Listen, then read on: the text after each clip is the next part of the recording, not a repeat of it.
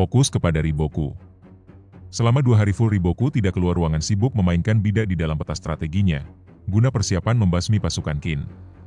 Dan itu membuat Kaine khawatir, yang setelahnya Riboku meminta Kaine untuk mengumpulkan semua komandannya. Riboku memastikan kepada Jenderal Shisui terkait permintaannya untuk memperkokoh garis pertahanan di belakang kedua benteng. Shisui mengatakan bahwa ia sudah melaksanakan tugasnya. Dengan begitu Riboku sudah siap mempraktekkan strateginya, yang dalam 10 hari ke depan Riboku akan meninggalkan Kantan pergi ke Bujo dan Heiyo. Dan mempercayakan Kantan kepada Banaji dan Shisui. Seorang Jenderal Seika yang bernama Gakuso mempertanyakan, apakah Riboku akan pergi ke utara? Dan Riboku membenarkan berniat pergi ke Gian.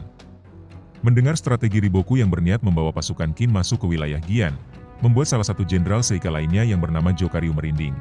Gakuso membenarkan bahwa pasukan Qin akan menderita di sana lantaran di Gian terdapat benteng-benteng alami milik Zhou. Diceritakan Riboku sudah sampai di Gian.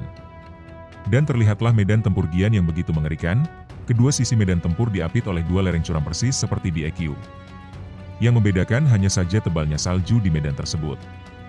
Di saat Zhou sibuk mempersiapkan strategi kejutan untuk membinasakan musuhnya, di waktu yang sama unit Hisin berpesta merayakan tahun baru di garis depan dekat Heiyo. Sampai akhirnya hari pertempuran pecah. Zhou mengirimkan bantuan pasukan untuk membantu Bujo dan Heiyo untuk melawan Qin. Berfokus di benteng Heiyo yang diserbu oleh pasukan Jenderal Besar Kanki. Tepatnya tempat di mana pasukan unit Hisin melakukan pengepungan. Pasukan unit Hisin dan pasukan Kanki sudah mulai memanjat benteng kota, namun mendapatkan perlawanan dari tentara Zhou. Pasukan gabungan Kanki dan unit Hisin dihujani anak panah. Shin dan Karyoten yang melihat itu sepakat bahwa penyerbuan ini tidak akan mudah. Namun, tidak lama dari itu, mereka dikejutkan dengan salah satu klan Hanzen dari pasukan Kanki yang membawa menara pengepungan, yang mereka namai sebagai Kosun. Dan nama itu berasal dari seorang cewek yang pernah menolaknya, begitu menurut pasukan Kanki lainnya. Kanki yang melihat itu malah mencelanya. Menurutnya menara pengepungan itu goyang-goyang seperti mainan rusak, begitupun juga dicela oleh musuh mereka. Menurut mereka menara itu terlihat konyol. Saat pengepungan Heiyo dan Bujo berlangsung, sekelompok pasukan bergerak melewati kedua benteng. Dan itu adalah Osen. Dan mereka mendapati sesuatu yang tidak bisa dipercaya oleh mata mereka sendiri. Mereka melihat sebuah pemandangan yang menakjubkan. Sebuah tembok tinggi besar yang panjangnya mencapai 125 km. Dan yang paling mengejutkan lagi, tembok ini adalah tembok yang baru saja dibangun tanpa ada satupun dari pihak Qin yang menyadari pembangunannya. Sudah jelas bahwa itu adalah tembok yang diinisiasi oleh Riboku. Dikatakan 3 tahun lalu Riboku berpikir bagaimana caranya untuk memperkuat pertahanan Bujo dan Heiyo. Dia menghubungkan perbukitan di belakang kedua benteng menggunakan tembok tanah sebagai pondasi tembok besar. Setelah kekalahan Gyo dan pengusiran Riboku dari istana kerajaan, Kakukai melanjutkan pembangunan tembok tersebut. Melihat ketakjuban dari mahakarya Riboku itu, Osen langsung menggelar tikar di depan tembok raksasa itu. Tidak tanggung-tanggung Osen langsung melihat peta keseluruhan dari Zhou. Setelah melihat peta, mereka menyadari bahwa tembok itu seolah menggiring mereka untuk menuju ke wilayah Gian. Berfokus ke Kanyo. Mereka mendapatkan laporan tentang pasukan Kanki yang mulai menyerang, mereka sudah pede bisa menaklukkan Heiyo. Lantaran sampai saat ini kembalinya Riboku untuk Zhou masih belum merasakan gigitannya. Para pejabat Zhou menebak-nebak, mungkinkah mereka kena mental gara-gara kasus Kanki sebelumnya? Yang tidak lama dari itu laporan dari Osen datang. Mereka mendapatkan informasi bahwa sekarang Kantan sudah dipisahkan dari kota Bujo dan Heiyo oleh tembok raksasa buatan Riboku. Namun, Osen mendapatkan ide untuk menutup jalan utara dan menyerang Gian. Mendapatkan laporan itu para pejabat Kanyo langsung rapat, dan langsung membuka peta segede gaban wilayah Zhou.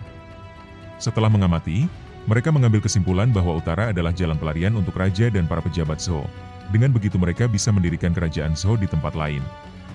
Meskipun misalnya Zhou ditaklukkan Qin, tidak menutup kemungkinan mereka akan terus menjadi ancaman. Dan mereka yakin mereka akan kabur ke Gian. Yang dimana selain Gian ada wilayah berbahaya lainnya yaitu wilayah Gamon, tempat Riboku berkuasa. Dan itulah alasan Osen berniat menutup jalan kabur mereka. Hingga akhirnya para pejabat di Kanyo menghasilkan sebuah kesepakatan. Mereka bersepakat akan menyerang Gian selaras dengan rencana Osen. Raja meminta Shohei untuk segera menyusun rencana penyerbuan itu. Berfokus di kota Bujo. Pasukan Osen yang dipimpin oleh Jenderal Denrim dan Suho berhasil menjatuhkan kota Bujo. 10 hari sesudahnya Kanki berhasil menguasai Heiyo, dan membakar seisi kota. Untuk kali ini semua tawanan Kanki perintahkan untuk unit Hisin yang mengurusnya. Pasukan Kanki dan Osen beristirahat di benteng masing-masing. 2 bulan kemudian perintah dari Komandan tertinggi Shohei tiba, Kanki dan Osen diperintahkan untuk mengitari tembok besar dan merebut Atsuyo. Rencananya mereka akan berjalan lebih jauh ke utara. Di garis depan lainnya pasukan utara dan timur Qin akan bergabung menjadi satu pasukan, melewati Taigen dan berlanjut ke Zou Utara. Dan mereka akan bergabung kembali dengan pasukan ketiga jenderal besar.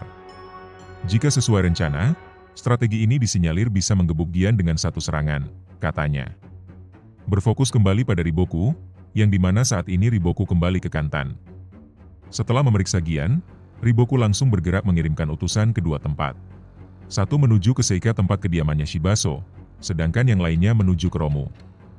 Lalu dari Seika 2 jenderal berangkat setelah mendapatkan pesan dari Riboku. Dan 2 jenderal itu adalah Jenderal Kansaro dan Ji Aga.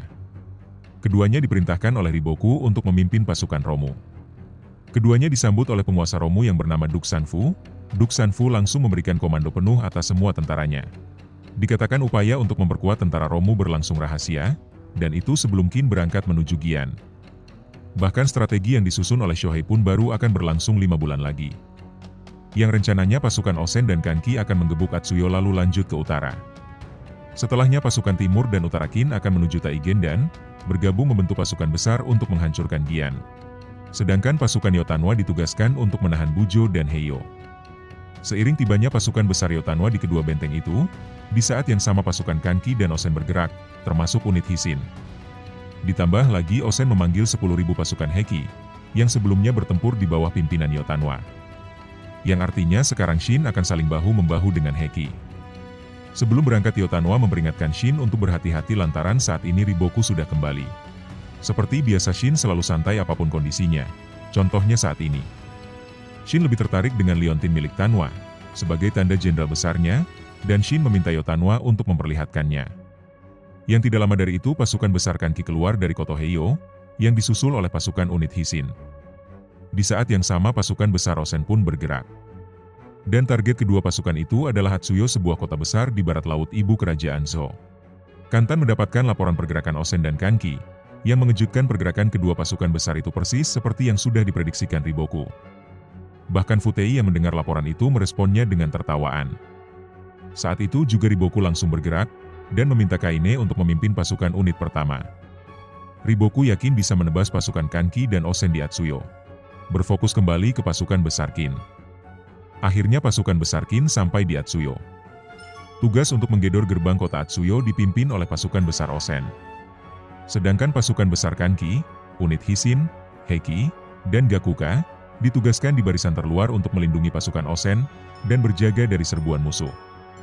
Seperti biasa Shin selalu marah-marah jika pasukannya diperintahkan untuk jadi penonton. Menurutnya apakah pasukan Osen mampu, padahal katanya Atsuyo lebih besar dari Heiyo. Satu-satunya yang sadar strategi Osen itu adalah Karyoten. Menurutnya Osen sengaja menyimpan kekuatan mereka untuk penyerangan ke utara. Itu juga atas pertimbangan, mengingat sumber daya yang dikerahkan dalam pertempuran ini para pejabat pasti sudah memprediksi besarnya perang yang akan pasukannya hadapi. Mendengar penjelasan Ten, barulah Shin menyadari keberanian Osen. Tapi Ten tahu kemampuan dua pasukan besar jenderalnya itu. Ten sadar bahwa yang terbiasa menaklukkan kota adalah pasukan Osen. Ia tidak yakin pasukan Kanki bisa menaklukkan kota sebaik pasukan Osen, setelah melihat menara pengepungan reot milik pasukan Kanki sebelumnya. Penjelasan Ten itu membuat klan Hanzen tidak terima. Penjelasan Ten juga membuat Shin semakin tertarik untuk melihat kemampuan pasukan Osen. Pasukan Osen yang dipimpin oleh Denri memerintahkan pasukannya untuk menyerbu tembok selatan, dan membuat pertahanan di atas tembok kota. Yang seketika seluruh pasukan Osen menghitamkan tembok kota Atsuyo dengan tangga-tangga yang mereka naiki, dan pergerakan pasukan Osen itu sungguh membuat Shin dan unitnya terkejut. Sedangkan Suho memuji pasukan Denrin yang katanya semakin tangguh. Pasukan Osen layaknya semut yang mengerubungi benteng kota, dan menggigit satu persatu tentara musuh yang terlihat oleh mereka. Yang ternyata pasukan Atsuyo dipimpin oleh Jenderal Shisui. Yang artinya sekarang laju kedua pasukan dikendalikan oleh Denrim versus Shisui. Setelah sebelumnya Denrim memperlihatkan taktik keroyokan, ala Spiderman-nya. Sekarang giliran Shisui. Ia menumbalkan setiap tentaranya yang gugur, untuk terjatuh dari tembok, sehingga bisa mengikis pasukan Denrim yang merayap. Dikatakan bahwa itu adalah taktik yang mengerikan. Denri menyadari taktik gila yang dilakukan Zou saat ini tidak akan bisa dilakukan oleh tentara biasa. Dan perkiraan Denrim tepat, faktanya tentara Zou ini adalah tentara pilihan Riboku langsung. Yang terdiri dari sanak saudara dari tentara yang sebelumnya Kanki bantai.